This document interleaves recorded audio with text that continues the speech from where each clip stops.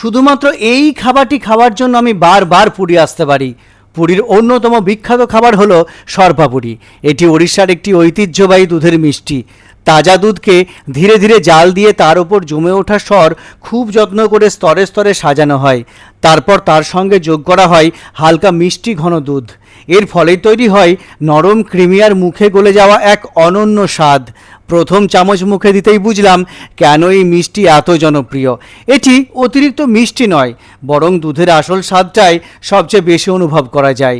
যারা দুধ দিয়ে তৈরি মিষ্টি পছন্দ করেন তাদের জন্য এটি অবশ্যই একবার খেয়ে দেখার মতো। আমার ব্যক্তিগতভাবে এতটাই ভালো লেগেছে যে মাত্র এই খাবারটা খাওয়ার জন্য আমি বারবার পুরী আসতে পারি। আমার মন ভরে গেছে।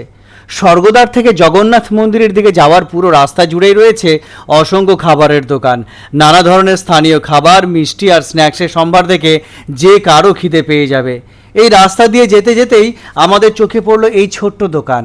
দোকানটির তেমন কোনো নামও নেই।